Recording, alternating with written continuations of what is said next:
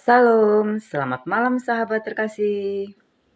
Saat hari mulai sunyi dan aktivitas perlahan berhenti, malam menjadi waktu yang jujur bagi hati kita. Di siang hari, kita bisa terlihat kuat. Namun, di malam hari, seringkali pertanyaan muncul, kekhawatiran datang, dan doa-doa yang belum terjawab kembali teringat. Mungkin hari ini kita berkata dalam hati, "Aku sudah berdoa, tetapi hasilnya tidak seperti yang aku harapkan." Firman Tuhan malam ini mengingatkan kita satu kebenaran penting. Tuhan selalu memberi yang baik, meski tidak selalu seperti yang kita minta. Sahabat terkasih, mari kita membaca Matius 7 ayat 11. Jadi, jika kamu yang jahat tahu memberi pemberian yang baik kepada anak-anakmu, apalagi Bapamu yang di surga, Ia akan memberikan yang baik kepada mereka yang meminta kepadanya. Sahabat terkasih, ayat ini bukan sekedar janji, tetapi pengenalan tentang siapa Tuhan itu. Dia adalah Bapa yang baik. Sahabat terkasih, Tuhan Yesus membandingkan kasih manusia dengan kasih Bapa di surga. Sebagai manusia, kita terbatas. Kita bisa salah menilai. Kita bisa keliru memberi.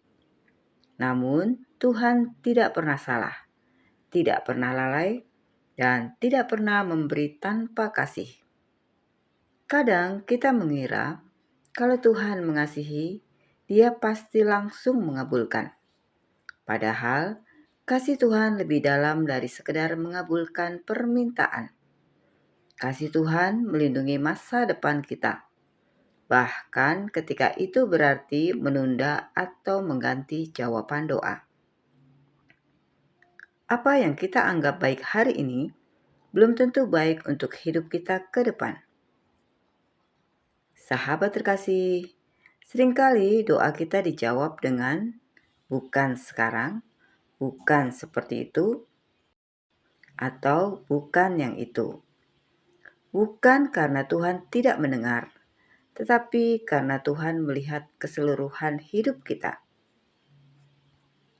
Tuhan melihat dampak jangka panjang, luka yang belum kita sadari, dan jalan yang lebih aman bagi jiwa kita. Jika Tuhan selalu menuruti semua keinginan kita, bisa jadi kita kehilangan yang jauh lebih berharga. Firman Tuhan malam ini mengajarkan, Tuhan tidak hanya menjawab doa, tetapi Tuhan juga menjaga hidup kita. Sahabat terkasih, ada seorang pria yang berdoa sungguh-sungguh untuk satu pekerjaan. Menurutnya, pekerjaan itu adalah jawaban Tuhan. Gaji besar, posisi bagus, terlihat menjanjikan. Ia berdoa berbulan-bulan, namun setiap pintu selalu tertutup. Lamaran ditolak, kesempatan hilang, ia kecewa dan berkata, "Tuhan, kenapa Engkau tidak memberikannya padaku?" Beberapa waktu kemudian, ia menerima pekerjaan lain yang sederhana. Tidak terlalu bergengsi, namun di tempat itu ia bertemu komunitas yang sehat. Imannya bertumbuh, dan keluarganya dipulihkan. Beberapa tahun kemudian, ia mengetahui bahwa perusahaan yang dulu ia inginkan bangkrut, dan banyak karyawan yang mengalami tekanan berat. Saat itu ia berkata, "Tuhan, Engkau tidak memberi apa yang kuminta, tapi Engkau memberi apa yang kubutuhkan." Seringkali kita baru mengerti jawaban Tuhan setelah waktu berlalu. Sahabat terkasih, Tuhan Yesus berkata, "Apalagi Bapamu yang di surga." Artinya, kasih Tuhan jauh melebihi kasih manusia.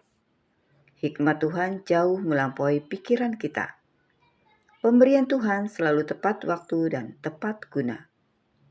Jika malam ini kita merasa doa belum dijawab, hati lelah menunggu, iman yang hampir menyerah, mari kita ingat satu hal, Tuhan sedang bekerja, bukan berdiam diri. Sahabat terkasih, mari kita renungkan malam ini. Doa apa yang belum terjawab?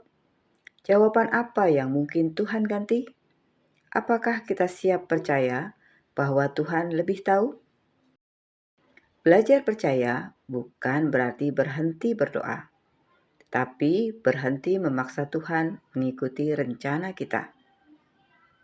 Mari kita serahkan kembali waktu, harapan, dan masa depan kita ke dalam tangan Bapa yang baik. Sahabat terkasih, mari kita berdoa bersama. Bapa yang maha baik, di malam yang tenang ini kami datang kepadamu. Ada doa yang belum terjawab, ada harapan yang Engkau ubah, ada jalan yang belum kami mengerti. Namun, malam ini kami belajar percaya bahwa Engkau tidak pernah salah memberi. Ajar kami berserah, menguatkan hati kami saat menunggu, dan menenangkan jiwa kami dalam rencana-Mu. Kami percaya apa yang Engkau berikan selalu yang terbaik. Dalam nama Tuhan Yesus Kristus, kami berdoa dan mengucap syukur. Amin. Sahabat terkasih, terima kasih sudah mengikuti renungan malam ini.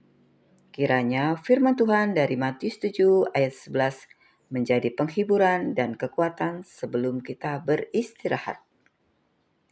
Sampai jumpa di renungan malam berikutnya. Selamat beristirahat.